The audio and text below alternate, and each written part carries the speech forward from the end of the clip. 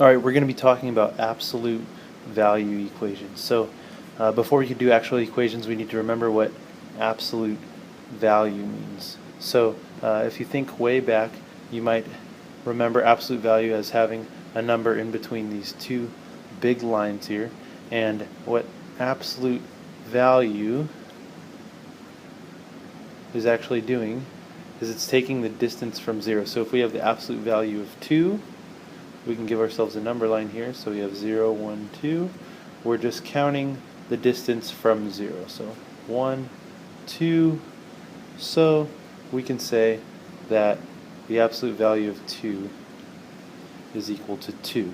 And if you remember, absolute value is basically changing whatever number we get into a positive number. So we might have absolute value of 2 equals 2. We can have absolute value of negative 2 equals 2. We could have absolute value of negative 17 is equal to 17. We can have absolute value of 12 is equal to 12. So the easy way to think about it is whenever you have a number inside of the absolute value, it's always going to equal the positive version of that number. That's a plus sign. Okay, so let's take that to an equation. Let's say we had the absolute value of x was equal to 5. So you might say, well, Mr. Zonker, obviously if we had the absolute value of 5, that's going to equal 5, and you'd be correct. So you might say, okay, well, x equals 5. But is there a second number that we can plug in for x that would also give us 5? Well, like we just talked about, the number inside of the absolute value is automatically going to become positive. So if we had a negative 5 in there, let's say we had the absolute value of negative 5, would that also equal 5? Yes, because whatever's inside the absolute value is going to become positive. So we have absolute value of negative 5 is also equal to 5. That's true. And then this is also true. So we also have x equals negative 5. So with our absolute value of x equaling 5, we know that x is going to equal either negative 5 or positive 5. So we actually have two possible answers. Alright, so what we can do here is whenever we have an absolute value with anything inside, it doesn't matter as long as we have a variable, we can do a little trick. We can say absolute value of x, let's go ahead and say absolute value of x equals 5. We can say that x, our variable, whatever's inside here, is going to equal both the positive and the negative. Remember these plus or minuses? The positive and the negative of whatever's out here. So x is going to equal plus or minus 5. And that's going to give us our same answer. So x would equal, first we can take the positive 5, so x equals positive 5, and then also we can take the negative 5. So x is going to equal negative 5. And that's going to give us our answer.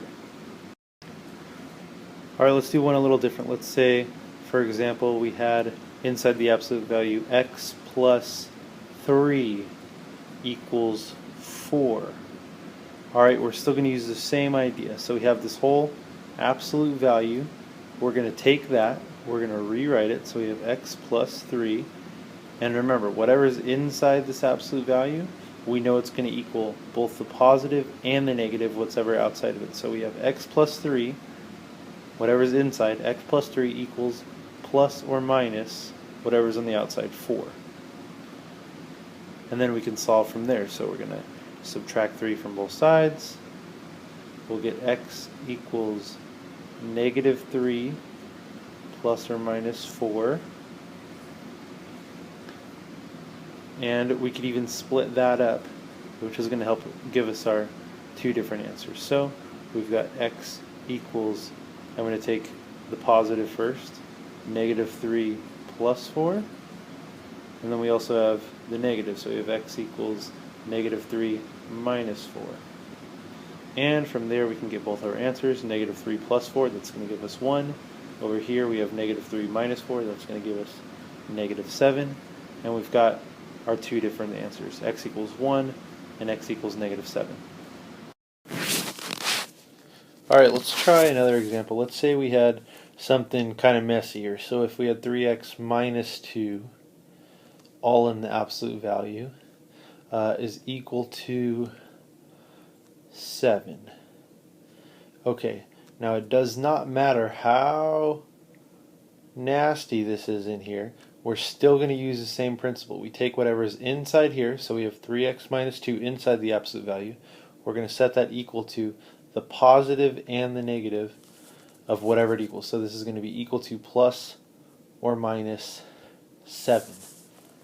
Okay, so from there it's going to help us if we just give ourselves two different equations. So we'll have 3x minus 2 equals positive 7. And then we also can do 3x minus 2 is equal to the negative 7. And let's go ahead and we can solve them from there. So we'd start off, we'd add 2 to both sides here. That'll give us 3x equals 9. Divide both sides by 3, and we'll get x equals 3 as one of our answers. Good. Now we come over here, we can add 2. That's going to give us 3x equals negative 5. We're going to divide both sides by 3, and we'll get x equals negative 5 thirds. So it doesn't matter what is in the absolute value, we're still going to be taking this whole thing, no matter what it is, and we're going to set it equal to the plus and the negative of whatever it equals.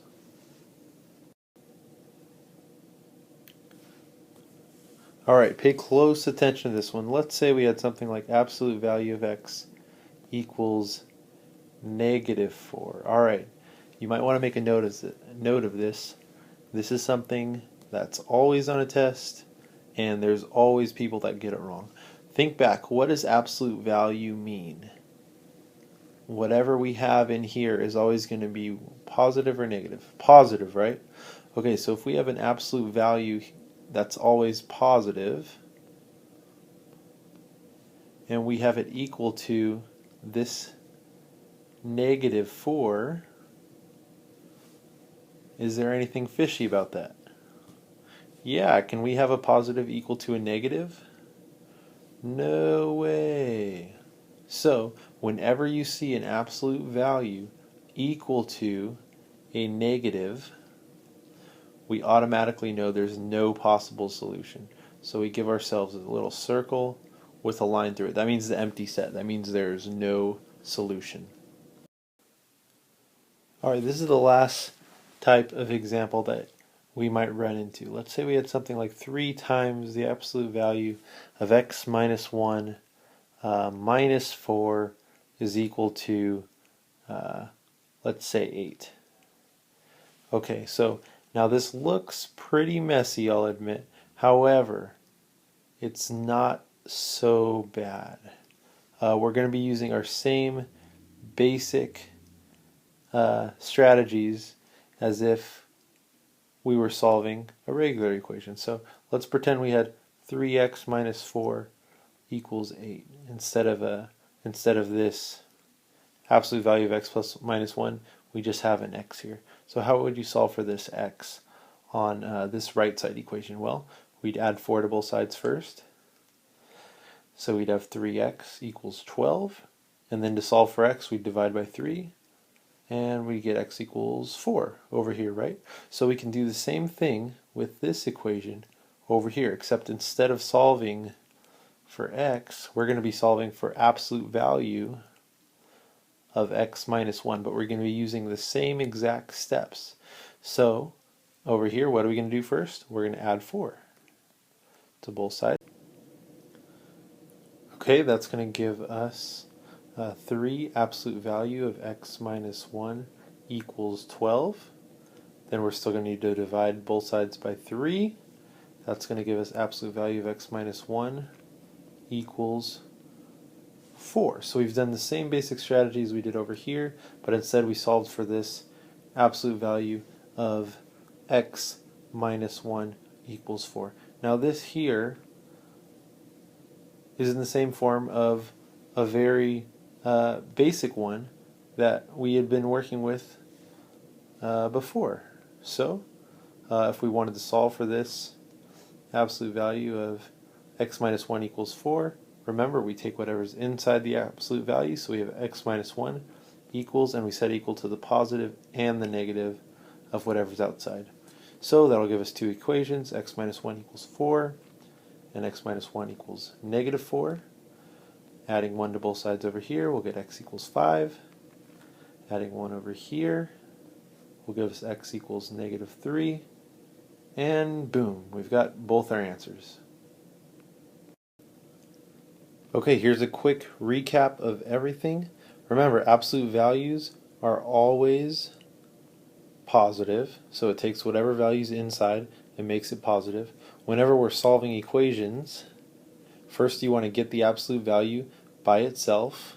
This is like the last example that we did, where we solve adding over dividing to get the absolute value by itself.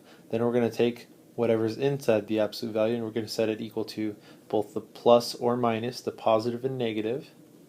And then with that we can set up our two equations where we solve each one and we're going to get both of our answers. Remember, watch out for conjured up tricks. An absolute value can never equal a negative. So if you ever see an absolute value equal to a negative, right away you know it's no solution or the empty set, which remember we can write using the 0 and the line through it.